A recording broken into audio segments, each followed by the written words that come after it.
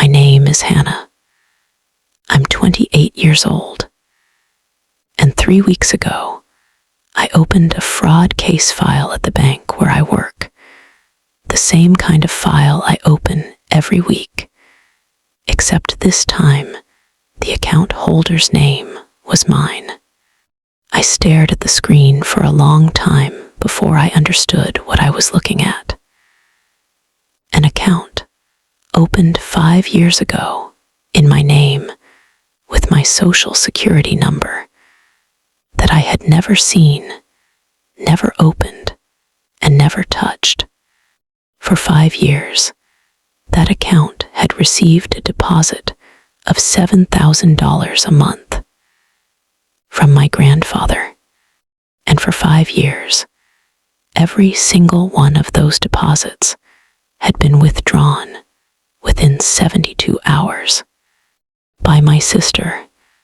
Welcome back to Hidden Family Revenge, where we tell quiet stories about people who found out, in the most precise and undeniable way possible, exactly where they stood in their own family. If you've ever discovered that someone you trusted had been quietly profiting off your sacrifice, this one is for you. Drop a comment and tell me where you're watching from and what time it is. Hit subscribe so the next one finds you. Let me take you back 5 years, to the year my mother got sick, and the conversation with my grandfather that I didn't think much about at the time, because I didn't know yet that it was the most important conversation of my life. Before any of that, you need to understand my family. My grandfather is Joseph Caldwell. He built a building supply company from a single lumber yard into a chain of 12 stores across the state, starting with nothing, working 6 days a week for 30 years. He is the kind of man who still drives a truck that's older than I am and gets visibly uncomfortable if you spend more than $40 on dinner. He doesn't talk about money. He also, quietly, has more of it than anyone in our family likes to admit. My mother is his only daughter, Diane. My father is Mark, a good man, a quiet man, the kind who defers.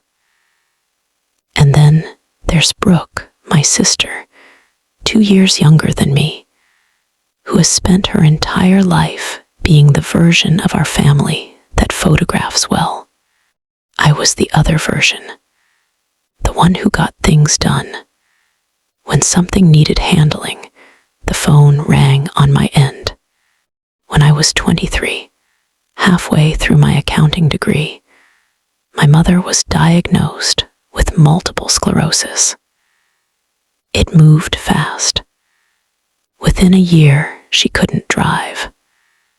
Within 18 months, she needed help getting dressed, getting to appointments, managing medications that had to be timed precisely, or they didn't work at all. I moved home. I want to be clear that nobody forced me to. I made the choice myself, the way you make a choice when you look around the room and realize you're the only one standing in it. Brooke was in nursing school 3 hours away, deep in clinicals, and then deep in a relationship with a man named Tyler, and then deep in wedding planning. Every time the subject of help came up, Brooke had a reason, and the reason always sounded reasonable on its own, and somehow never added up to her actually being there. I put my degree on hold. I picked up part-time bookkeeping work I could do from the kitchen table between my mother's medication windows. I learned to give injections. I learned the specific exhausted choreography of a house organized entirely around someone else's decline. My grandfather watched all of this happen.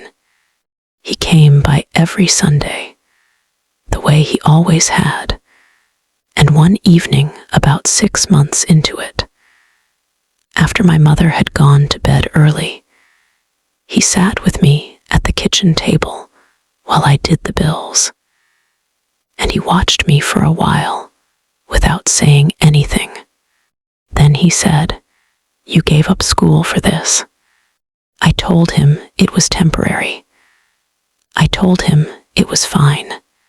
He looked at me the way he looks at a column of numbers that doesn't balance, like he was deciding where the error was.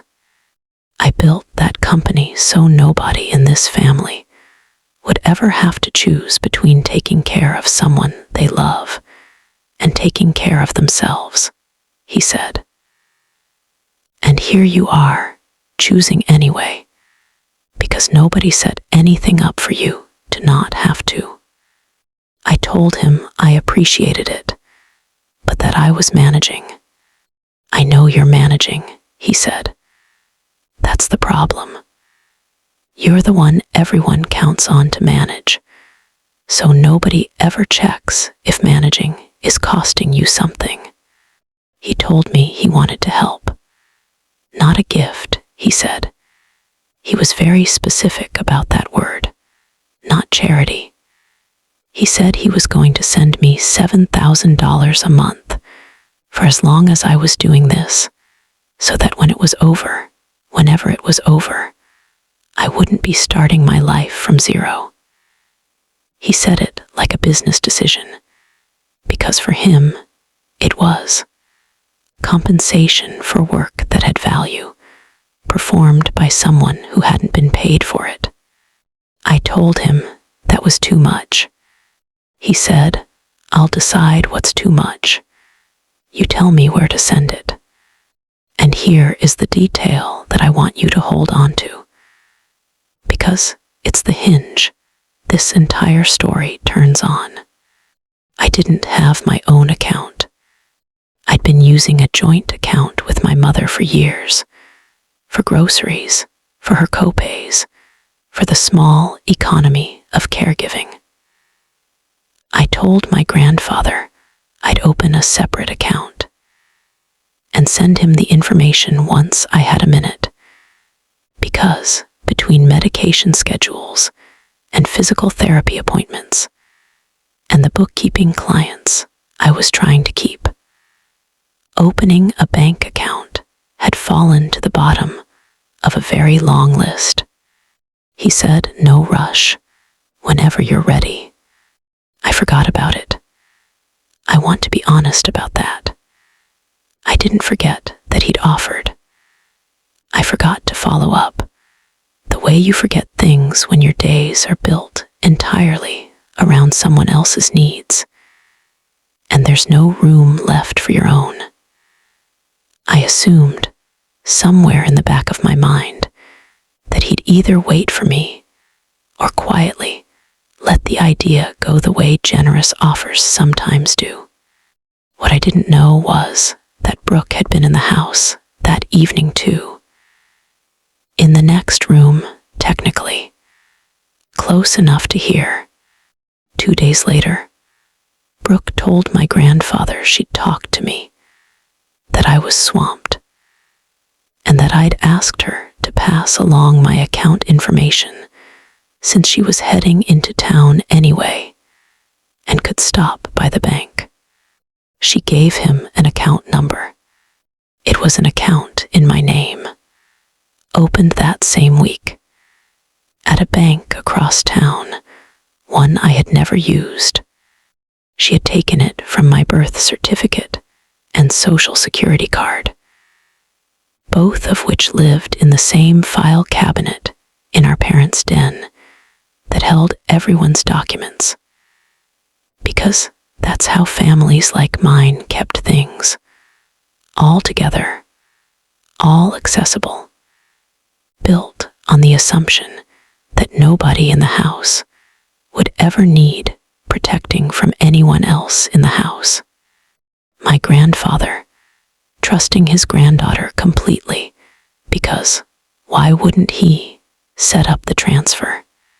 For the next 5 years, on the first of every month, $7,000 moved from my grandfather's account into an account with my name on it that I did not know existed. And within 3 days of every single deposit, it was gone. If you're watching this and you've ever found out that something with your name on it was happening without your knowledge, you already know the specific cold feeling I'm describing. Stay with me, because the part where I found the account is coming, and so is the part where I had to decide what to do with what I found. Hit subscribe so the next one finds you. I want to tell you about the 5 years in between, because they're the part of this story that makes the discovery land the way it did. Those 5 years were hard. Not dramatic hard. Grinding hard. The kind of hard that doesn't have a single bad day you can point to. Just a slow accumulation of years where you put yourself last so consistently that it stops feeling like a sacrifice and starts feeling like your personality.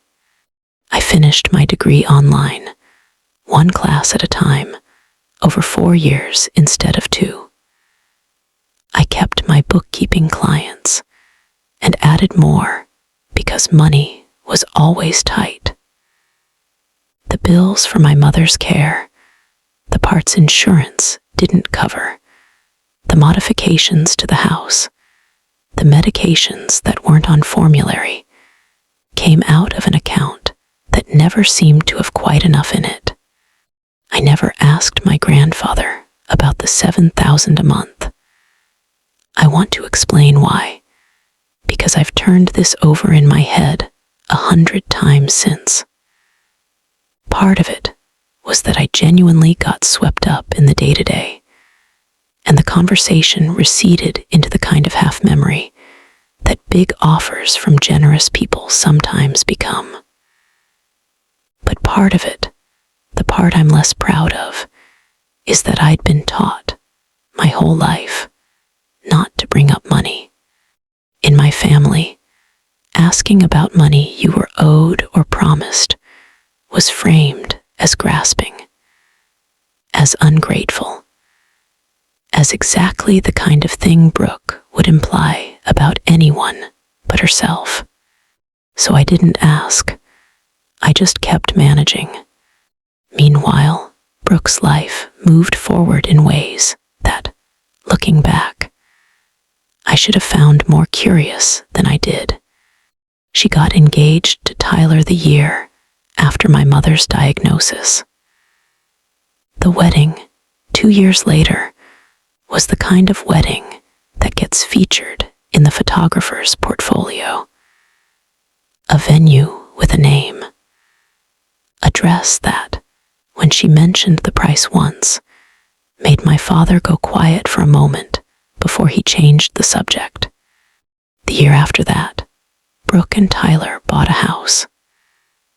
A real one, not a starter, in a neighborhood with mature trees, and a name that sounded like a golf course. When my mother asked how they'd managed the down payment so young, Brooke said breezily that they'd been saving aggressively since college, that Tyler's bonuses had been good, that they'd gotten lucky on timing. Nobody questioned it. Why would they? Brooke had always been the one things worked out for. It fit the story everyone already believed about her. I want to tell you about one conversation from that period, because it's the one that, in hindsight, should have told me everything. It was about a year before my mother died. I was exhausted in the specific bone deep way that caregiving exhaustion is.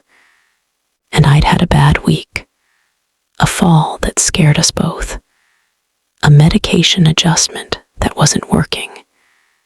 And I said to my mother, almost as an aside, that I wished Grandpa's help had ever actually come through, because it would have made things so much easier. My mother looked at me, confused. "What do you mean?" she said. "Your grandfather's been sending that every month since, right after I got sick." I told her I'd never gotten anything. She frowned, the way you frown at a math problem that should be simple and isn't. Then she said, and I remember this exactly, "Well, Brooke said she was handling it. She said you two had worked it out, so it went into a savings account for you, so you wouldn't be tempted to spend it on the house stuff. She said it was your idea." I sat with that for a moment. It didn't fully register, not the way it should have.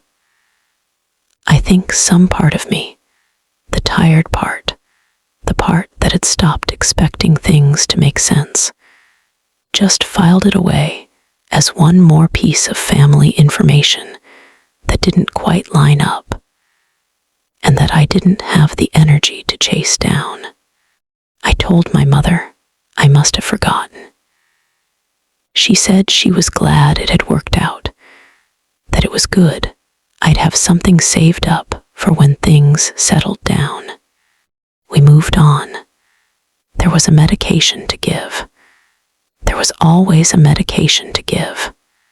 My mother passed away 8 months later. I'm not going to spend long on this part, because this isn't that story. But I will say that the months after she died were the first time in 5 years that my days weren't entirely organized around someone else's needs, and I didn't know what to do with the space. I went back to work full-time. I finished my degree. I got a job, eventually, at a regional bank, in their fraud and risk division, doing the kind of work that suited the part of me that had spent 5 years tracking medications and managing budgets down to the dollar. I was good at it. I got promoted within 2 years. It was, in fact, my job that found the account. If you're watching this and you've spent years being the one who manages everything while someone else gets credit for things working out, you already know the specific quiet that settles over you when the managing finally stops. Comment below and tell me what that quiet felt like for you. Then stay with me, because the account is coming, and it's going to change everything.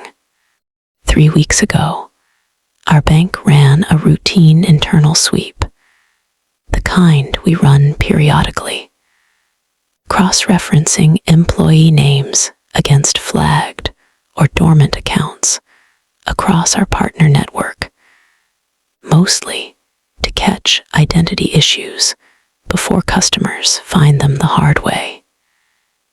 It's tedious work. Most of the time it turns up nothing. My name came up, an account at a bank across town, opened 5 years and 2 months ago. In my name, with my social security number, my date of birth, an address that was my parents' house, and a signature that was close to mine, but not mine. The kind of close that happens when someone has practiced. I requested the full history, because that's my job, and because by the time I saw the opening date, my stomach had already dropped in the way it does when your brain solves a problem half a second before you're ready for the answer. The deposits started 2 months after my grandfather's conversation with me at the kitchen table.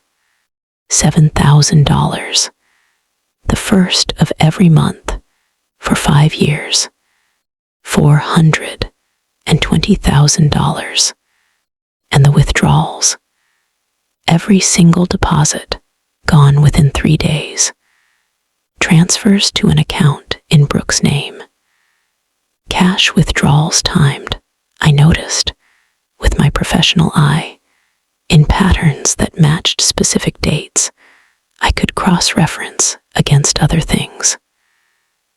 A withdrawal 11 days before the wedding venue's typical deposit deadline. A series of larger transfers in the months before Brooke and Tyler closed on their house. I sat at my desk and looked at 5 years of my own name being used without me. And I felt something I want to describe carefully, because it wasn't only anger. It was the specific vertigo of understanding that an entire version of my recent life, the broke version, the exhausted version, the one where I gave everything and had nothing left over, hadn't been the only available version. There had been another one, running in parallel the whole time, where I had $420,000 and someone else was living inside it. I printed everything. Every statement, every transaction, 5 years of it, the way I print everything when a case is real. Then I sat with it for 3 days before I told anyone, because I needed to be sure I understood exactly what I was looking at before I said a word. I called my grandfather first, not to confront him, to ask him carefully whether he remembered the account number he'd been sending money to. He did. He read it to me over the phone, slowly, the way a man reads numbers he's written down somewhere because they matter to him. It matched. "Hannah," he said, when I was quiet for too long, "is something wrong?" I told him I needed to come see him, that it was important, and that I needed him to be sitting down, and that I needed Brooke there too. He asked if everything was all right. I told him everything was about to be, one way or another. If you're watching this, and you've ever had to be the person who brings the proof into a room full of people who don't know yet what the proof says, you already know the particular stillness that settles over you in the hours before. Stay with me. Hit subscribe, because what happened in that house is the part of this story that actually matters. I drove to my grandfather's house on a Sunday, the day he'd always come to see my mother, which felt right somehow. A kind of symmetry I hadn't planned, but didn't fight either. I brought the folder. 5 years of statements, organized chronologically, with the matching dates highlighted, the wedding deposit, the house closing, all of it. Brooke was already there when I arrived. My father too. My grandfather had asked them both to come for what he'd framed as a family conversation, not knowing yet what kind. We sat in his living room, the same room where, 20 years earlier, he used to tell Brooke and me stories about the lumber yard, about counting nails by hand because the counting machine was broken, and he couldn't afford to fix it for another month. I didn't make a speech. That's not how I work, and it's not how the truth works either. Not when the truth is in a folder and speaks for itself. I set the folder on the coffee table and opened it to the first page. "Grandpa," I said, "do you remember the account number you've been sending money to for the last 5 years?" He said he did. He started to recite it. "That's right," I said. "Here's the account it belongs to." I turned the page to the account opening documents. His name, my social security number, an address that was this family's house, a signature. I watched my grandfather's face as he looked at it. I watched the specific moment understanding arrived, the same moment I'd had 3 days earlier, except on him, it looked different. It looked like something physically landing. "I never opened this account," I said. "I never saw a dollar of this money. I found out it existed 3 weeks ago because of my job by accident." I turned to the next page. The withdrawal history. The transfers to an account with Brooke's name on it. The room was very quiet.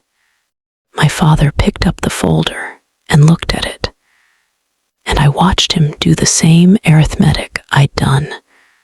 The wedding date, the house closing, lining up against transfer dates that were now sitting in his hands in black and white.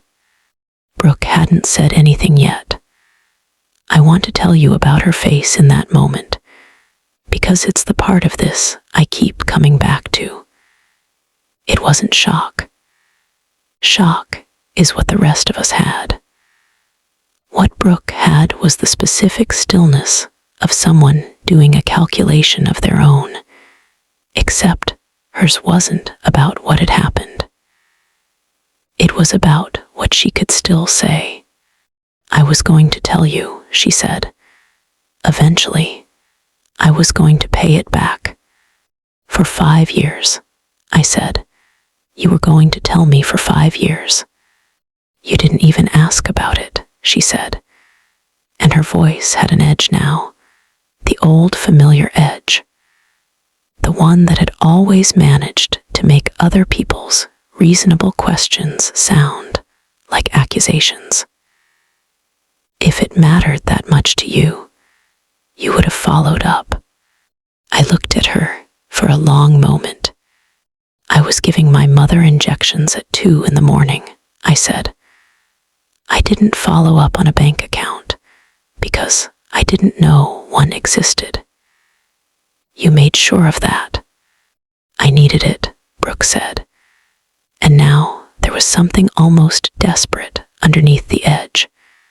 The sound of someone watching a story about themselves come apart in real time and grabbing for any piece that might still hold.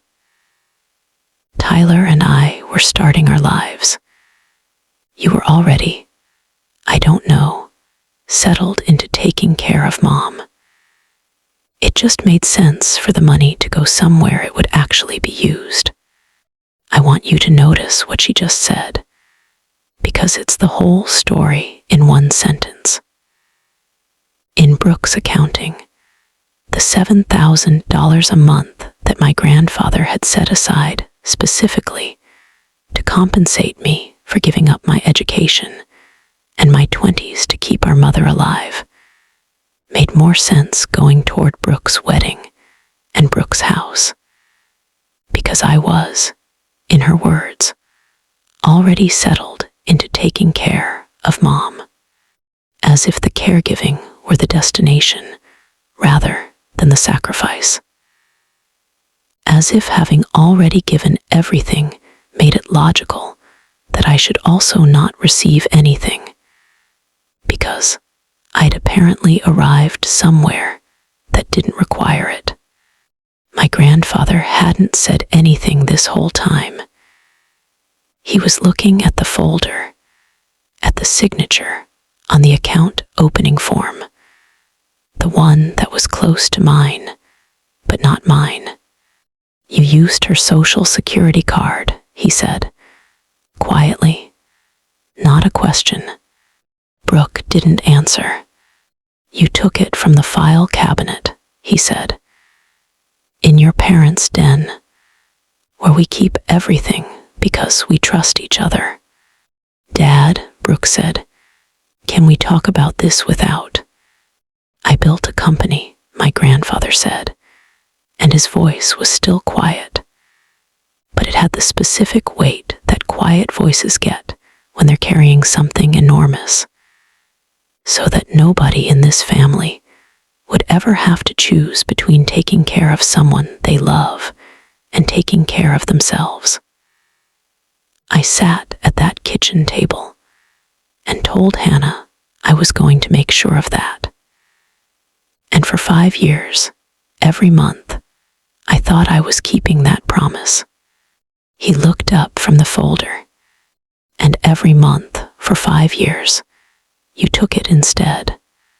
Brooke started to say something about how it wasn't that simple, about how she'd always intended to make it right, about how things had just gotten away from her. And my grandfather held up his hand. The same gesture, I imagine, he used for decades to quiet a room full of employees. And she stopped. I'm not interested in the explanation right now, he said. I'm interested in the $420,000. If you're watching this, and you've ever watched someone explain away years of harm as something that just got away from them, you know exactly the silence that followed those words. Comment below if you've heard that excuse before. Then stay with me, because we're almost at the part where the math finally lands where it was always supposed to. Here is how it actually settled, because I know you want to know. My grandfather did not yell. He did not need to. What he did over the following weeks was something far more permanent. He had me, specifically me, sit down with his attorney, the same one who'd handled the company's finances for 30 years, and they restructured his estate. Not out of anger, he told me, though I think there was anger in it, somewhere underneath the careful businesslike calm he'd worn his whole life. Out of correction. He used that word, correction. The $420,000 that had gone to Brooke was treated as an advance against her inheritance. Not forgiven, not written off, but counted. Fully, with the documentation I'd provided, down to the dollar.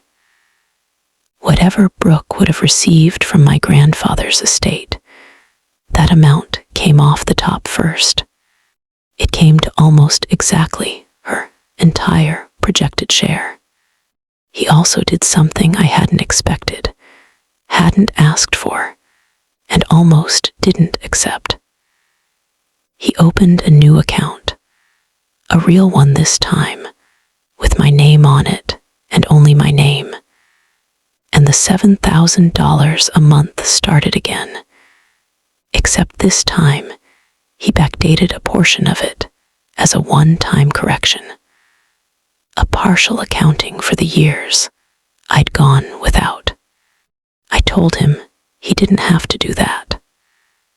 I want to be honest, the way I always try to be in these stories, that it wasn't really about the money for me by that point. It was about the fact that for 5 years, my name had been used to fund someone else's life, while my own ran on empty, and no one had checked. He told me he knew it wasn't about the money. He said that was exactly why he was doing it. If it were about the money, he said, I'd just write a check and we'd both feel better for a week. This is about making sure the math finally tells the truth. Brooke did not come to my grandfather's birthday dinner that year, or the year after. Not because she was banned, nothing so dramatic, but because the family conversations that used to happen around her, the ones that smoothed over questions before they could be asked, had stopped happening. My father, who had spent years deferring, started asking questions directly. The kind he should have asked 5 years earlier, when a college senior was suddenly affording a house on a nursing salary. Brooke found those questions harder to manage than the silence she'd been counting on. My father came to my apartment about 2 months after everything came out. He sat at my kitchen table, the way my grandfather had sat at the one in our old house years before, and he told me he was sorry. Not for Brooke's sake. For his own part, for the years he'd watched me manage everything, and never once asked whether managing was costing me something. He said my grandfather had asked him that question, almost word for word, the week the folder came out, and that it had taken my father 5 years and someone else's reckoning to ask it of himself. I told him I appreciated that. I meant it. I still have the folder. I keep it in a drawer, the way I keep everything that matters, dated, organized, in case it's ever needed again. Not because I expect to need it, because I spent 5 years being the person who managed everything without proof that any of it mattered, and I am not interested in being that person again. If I leave you with one thing, let it be this.